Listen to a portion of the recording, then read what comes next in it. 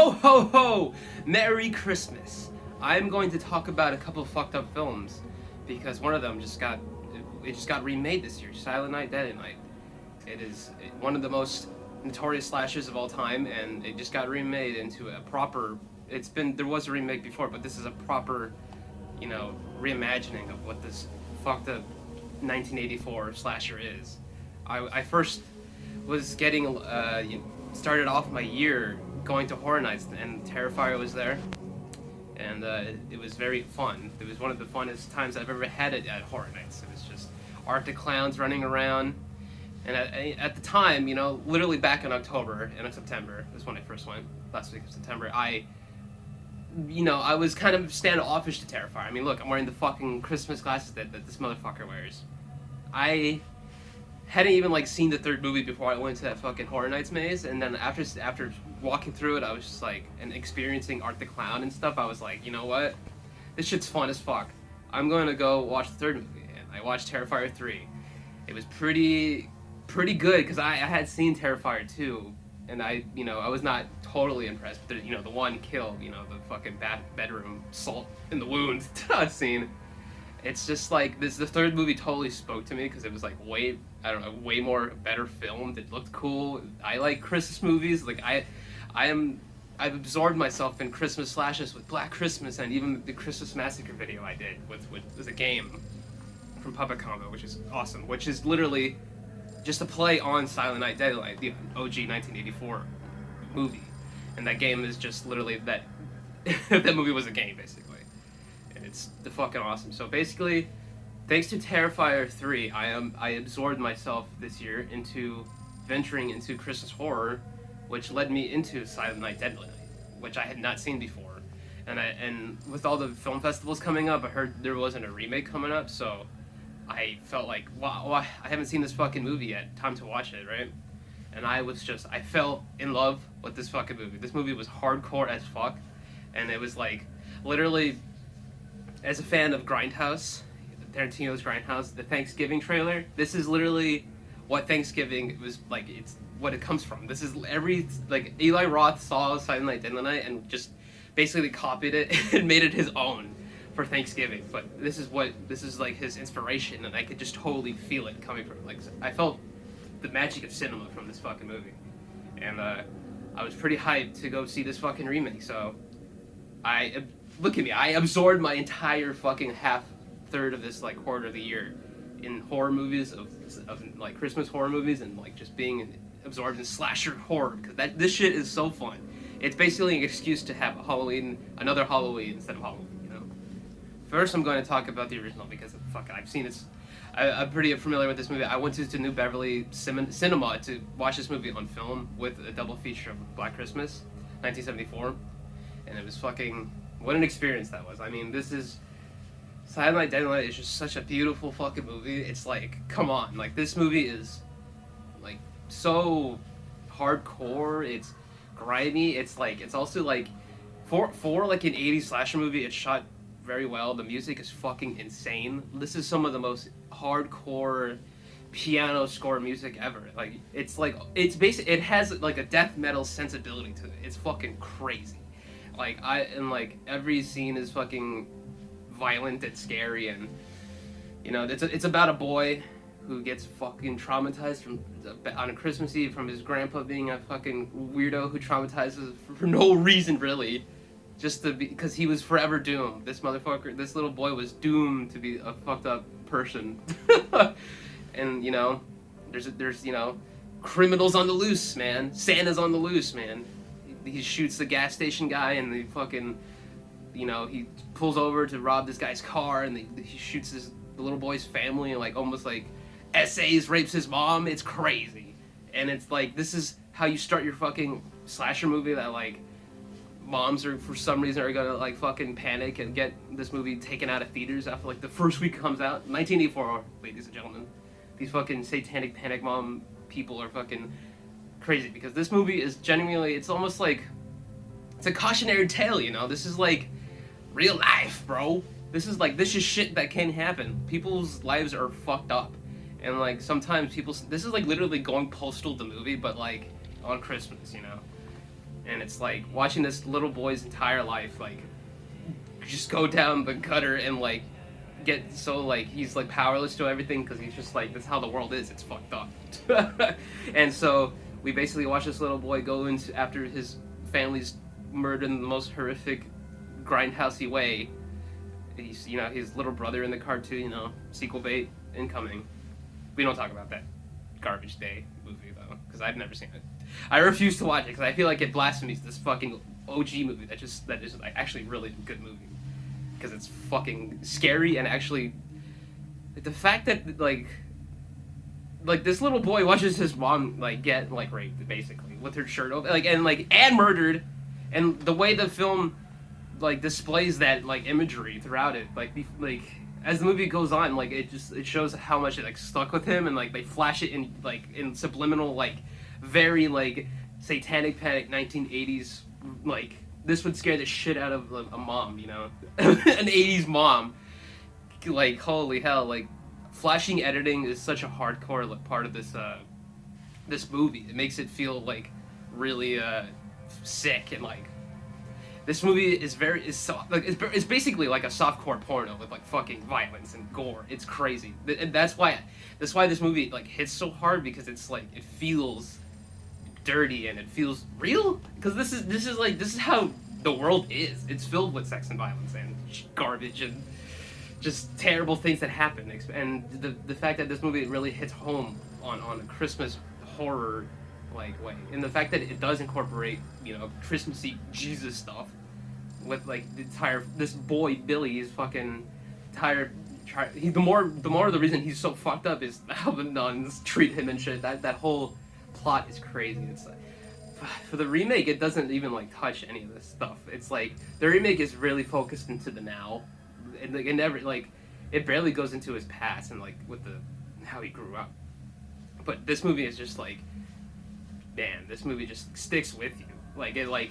It's generally one of the like, it's harrowing to watch his like entire life. It's fucked up. Like you feel for him, but when he goes fucking postal by the middle point of the movie, it's just like damn. So yeah, this little boy grows up to be in a fucked up nunnery where he's like beaten and like he's just traumatized sex and violence with this nun, beating him and shit. It's really crazy. And then we get to his middle point in his life where he's like a 20-year-old and he's like looking for a job and stuff, and he works at the toy store in this really fucking crazy 80s montage that is so cheesy. And it's like how is this a slasher movie now? But it's like it gives the movie charm, Christmas charm, Jesus-y, and it's very funny. And then we finally cut into like how it actually is. Like we skip the whole Christmas bullshit like montage, and then he's like his coworker who's like such like the 80s coworker like antagonist, and he's like, what the fuck's wrong with you, Billy? You're not, your head's not right. What the fuck's wrong with you? And it's because he's fucked up on Christmas. So he's basically just like watching. He's getting cucked with like this girl he likes for the bully, and he basically on Christmas Eve he's forced to get into the Santa outfit, and he goes fucking nuts because he watches the bully almost rape this woman. This movie has a lot of rape. What is it trying to say? I don't know. Is it just how movies work? It's very interesting because it's like, it's crazy that in the 80s they would just put rape to have TNA. Like considering how crazy of a crime and act rape is, like they would just full only like put this in movies. It's fucking nutso. It makes the movies feel fucking like it makes it feel like a horror. Like it's fucking like taboo as fuck, and like that's why this new movie. It's like, ugh. I wish it had more of an edge, but it was like schlock fun, I'll get to that, but this OG movie is so fucking good. He basically snaps so hard, and then he just like he's basically unrecoverable from that point on when he like kills the woman getting raped. At that point, he's like unredeemable in my eyes because he's like completely lost it. Because before that, he was slightly redeemable when he killed the rapist, but when he killed the rapee, or the woman, it's like holy shit, he's totally lost it. And then he just kills the entire toy store people that like you were building up the entire montage scene and shit. And it's like some hardcore kills, like even though they're done so fucking well, and the music The music is like Perry Botkin or some shit. I'll put the name here. This guy is a legend. This guy is fucking amazing. This guy is making a great slasher score that's like iconic. Its piano keys and synths are so good. It's like very hardcore. Like it's like the epitome of a slasher score. And like to watch these like hardcore, like really well done kills, like you know, it was interesting because in the New Beverly, when I saw this in 35mm, it was the theatrical version, which had cut down scenes. Which, you know, the antler scene was cut down. I was like, whoa, that's missing. I was like, I looked it up, and there was definitely, like, after the fact, like, years later, they released the uncut versions where we could actually see, like, you know, the titties and antlers, you know, that, but because I had seen on, you know, at home. So, seeing that in theatrical version was kind of interesting, because it was like, whoa, censored is crazy. And so, yeah, watching this guy murder an entire toy store with a guy with a hammer in the head, that's a fucking sick kill because it's done off screen. But I love the way that like it's shown the dead bodies and stuff. It makes the film feel more visceral almost. It leaves a lot to the imagination and a lot like you can get away with censoring and shit. But it just feels hardcore because I don't know. I love the way the bodies are shown dead because it's hardcore. It's fucking metal as fuck. And the fucking Billy kills fucking the woman with the bow and arrow and shit. Like that's awesome. And then straight to that we moved on quickly to fucking just some random fucking house. Linnea Quigley house. Slasher fucking icon waifu. Hollywood Chainsaw Hookers. Dance of the Double Chainsaws. We fucking know what's up. Chainsaws, you know, Terrifier. Let's go. And he fucking kills this couple in this fucking really like bullish, like footballish, mannish way. He just like breaks in with this fucking axe and they just like throws it and like just like he's like just like grappling this woman and like pushes her against the antlers and like it's the most iconic kill of the fucking movie. You know, it's everybody knows his kill. He pushes her fucking tummy onto the fucking antlers and she hangs there and like her boyfriend comes and finds it.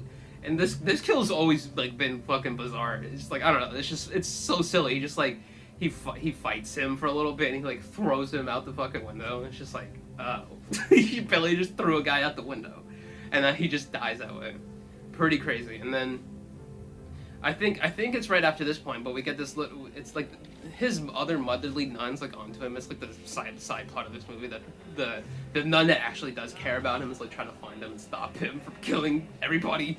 So yeah, there's this like cops that like try to invade this like Santa guy who's trying to like pretend to be Santa, like to help to you know be magical for his kid, and they almost like shoot him and everything. It's just like the 80s. Those were good times.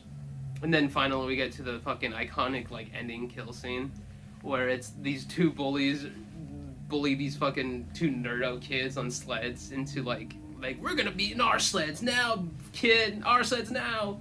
And then like you know that's naughty behavior, so you know what that means. They get their fucking heads chopped off.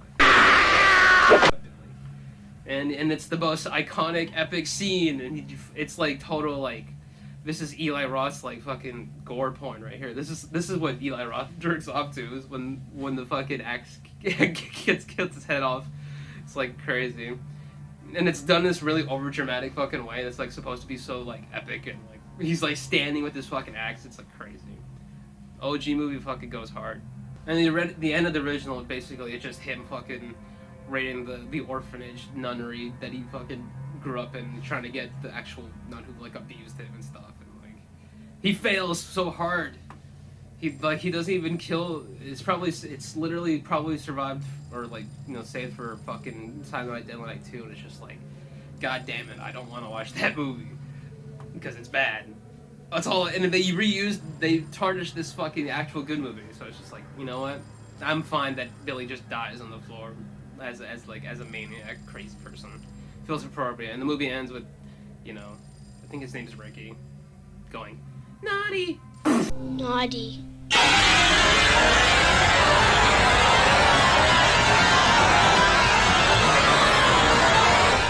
Good movie. Good fucking movie. 35mm screening of it at the New Beverly was fucking awesome. With the Black Christmas double screening, that was a experience. It just made my fucking year. Like, it was... Scary Santa goes hard.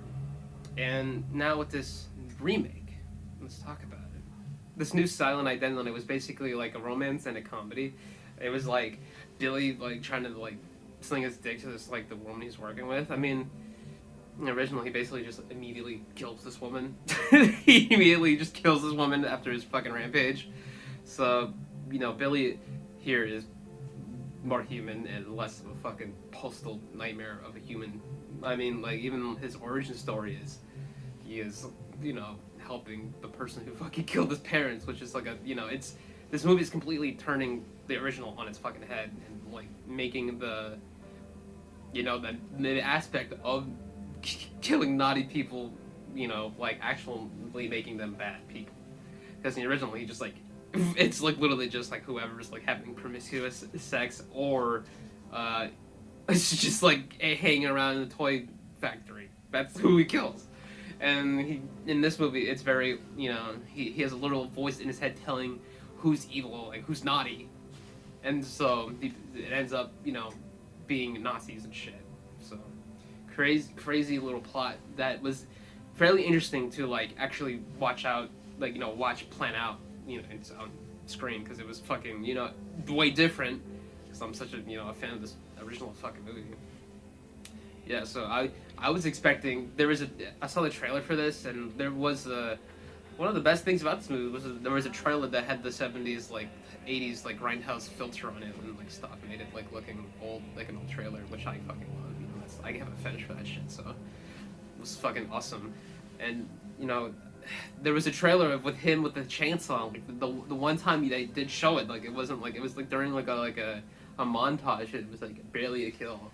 Just like, god damn it, I wanted like a proper chainsaw kill with the fucking Santa. Corey Cunningham. He's so primed for this shit, but these people need to give him like, oh dude, Halloween. You know what? Actually, Halloween Ends had some fucking insane kills. Like he fucked some people up in that movie. He needed some of that energy in this. He put like a Nazi's like guts out, and then Jason Statham a bunch of people, and then he like chopped the Nazi's head off halfway while she was on her like snowmobile. And then there was he antlered his like abusive like foster home mom, which was like definitely like a modernized plot. Like that would totally be the place he'd like end up instead of like in a nunnery these days, at a fucking like fucked up like foster home. This is how he grew up to be this way. It's like, was that even like the like why he became like a Santa freak? No, it's because his parents and shit. Oh yeah, never mind, forget that. I was just like, why did he end up going postal with the antlers with the mom? Like, oh yeah. See, so yeah, the grandpa plot at the beginning. The original, it's like him, like his grandpa being like a fucked up old man who fuck scares the shit out of him, and then like this new one is the grandpa's actually a good guy, and his parents are evil as fuck, and they like poison him for like money or something. And then the evil Santa is actually the good one. It's like that's like a very convoluted, but it's a very interesting like way to like plan this out. Make it like a ghost in your fucking head that like tells you who's naughty, which is I like it. That's a good plot. I mean, this movie was fun. Like it had a lot of heart, which was good for a Christmas movie. This movie was definitely going for a totally different thing, and it stood on its own. I felt it was fun. Like I just felt like it needed more kills. More TNA would have helped it, because that would have been like, whoa, they're actually like being different and hardcore. I'm a sick man. I like death metal and like tits and like stuff like that. So that stuff would have been for me only, right? But I know I'm not the only sick fuck out there. So I'm sure like a Linnea Quigley up to 2025 is something we need, like Sydney Sweeney or something like that. Let's go. Put her in a slasher movie. Let's fucking rock. Well, she would have been one of the kills in the room with the Nazis. And this movie was not afraid to like go supernatural or like Christmas like fucking like crazy with it, like a Terrifier 3, where at the end of it they're like beaming fucking eyes at people and like transferring souls of demons and shit. There was that kind of sensibility was into this movie, which I liked, which was because it was different. It was as long as it wasn't trying to be the OG and it didn't deliver in TNA, and I'd be really upset. But the fact that it was doing something different with a more good-hearted, Billy character, it's like I guess I'll take what I can get. I'm just this movie was just, it needed more fucking kills. I felt like even with the one Nazi scene, I felt like it was not like done the best. It was a lot. It was like an action, like a Jason Statham scene with like flashes of gore, but I felt like it needed like way more like just like the original with like way more double, like it needed like a fucking store murder or something like that, like more kills seen. Like I felt that the Nazi scene was just not as satisfying as I felt like it thought it was. I did enjoy like the sort of the head decapitation, because that was like a reference. That was also one of my other issues with this movie, was that like all the fucking kills were a lot of the kills were references a little bit, because that was also crazy. I was like, the Antlers kills was cool, but and the decapitation scene was cool after the Nazi girl. That was kind of like a Dead Snow cover reference. Like that was kind of like, it just felt so schlocky, and like it felt very crazy, and like it almost felt confused tonally, but like I was like still with it, but it was just like it was very schlocky. And comparing it to the original, that was like an actually like terrifyingly like sick. It makes you want to like, it makes you feel like a pervert watching this fucking movie, which is like, you know, that is what that movie is, and that's that movie's soul. But this movie was very like, very good natured, you know. It was good, but like I felt like it needed more of an edge to it. It was definitely going for more of a lighthearted stuff, which is I totally understand. It was going for more, you know, positive. I feel, you know, it was good. It made you feel warm instead of, you know, how sick Silent Night Deadly Night OG makes you feel, you know. But Corey Cunningham was great. He played it great. He hit the voice in his head, and the way they played off each other was really funny. It was like this movie was basically like a fucking comedy, right? Like this movie was like trying to make you laugh the whole time, with how it was trying to make you like side with all the people he's killing, and like how he's doing, and like all the Nazi shit. Like that's absurd as fuck. You know, not as absurd anymore these days, you know. Free Palestine! Ugh. And so, you know, this is just a crazy fucking movie. So, Silent Night Deadly Night 2025 was a good time to watch in the theater. I went in my fucking bloody outfit, you know. I wonder what the fuck they thought. Like, I don't think they've even heard the original. Maybe they have. Base fucking movie. Go watch it. Go watch that original fucking movie, because it's so good. It's literally like just the perfect like schlocky slasher, with it still being like completely scary and sick, and still having like the whole time I was like, there was still lots of moments in the movie theater when I was watching this at the New Beverly with like where people were laughing, but like the moments that were hardcore and scary were like scary as fucking and upsetting as they were to be. I basically went to Horror Nights twice this fucking year.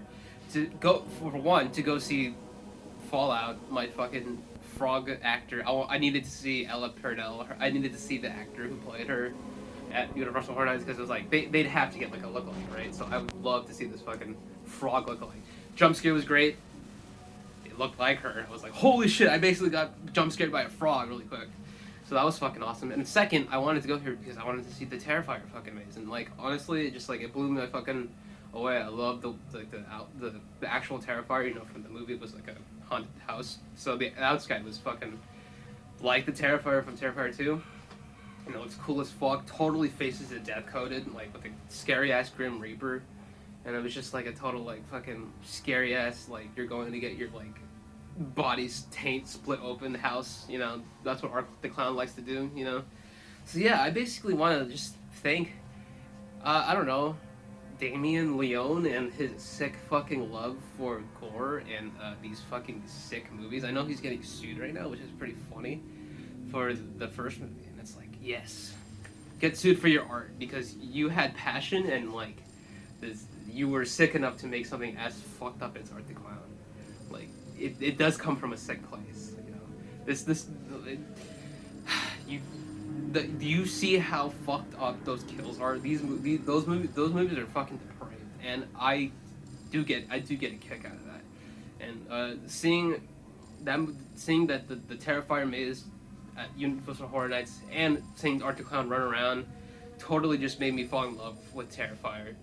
Terrifier 3 specifically, because that movie fucking is good and actually rolls. And like To me, that is the best one, and it screams so much like I feel like Damien has so much like to go. Like he's so like passionate about what he does, and he doesn't give a fuck. He'll kill some kids, but he has like restraint too. But he's trying to like prove himself better as a filmmaker, and like that's why I have so much respect for this fucking this series right now. Like I hope the fourth movie is like a summer camp throwback. I would go fucking hard, like Friday 13th, but with Art the Clown, because those movies are fucking dead as shit. They're not no one. But if it's like some like hell adventure, we'll fucking see. I don't know. I don't want to see like Hellboy with Art the Clown. I want to see like more like schlocky genre movies with Art the Clown. You know, like Christmas was such a good idea. Let's do fucking Friday 13th with Art the Clown. Let's fucking go. That's what I want personally. So yeah, Art the Clown. I basically have to thank that motherfucker for making this year one of the funnest years for me. I went out to see Silent Night, Deadly Night on 35mm at the New Beverly because of going out to see the Terrifier 3 because it was because I liked it so much. I saw these movies, so I just want to thank him. Like shit, these glasses, I fucking rocked this at a Misfits show that I went to, like a Twitching Tongues Misfits cover show. I was all in for Christmas slasher because of Terrifier 3. So this is my little addendum to Terrifier 3. So thank you for making this a really fucking fun year. So Merry Christmas. Like Silent Night, Deadly Night. My yearly tradition now is gonna be watching this fucking movie. Black Christmas with Mew, obviously, which I also saw at the New Beverly on 35mm. Which director was there? Hype shit. I'm a Mew fan for life. So yeah, New Beverly is the place to be. Yeah, fucking Damien Leone, thank you for making this one of the funnest years for me. Halloween Horror Nights twice for you, my dog. And Terrifier 3 made this year fucking great for me, so thank you. I'm sorry getting sued. I'll be there to support you for Terrifier 4, so that's my little addendum to that. Anyway, these movies are fucking insane. Go watch them. Fucking Silent Night, Deadly Night OG is the best fucking movie ever. Go watch it. This year has been nothing but slasher Christmas, and it's the best. Merry fucking Christmas.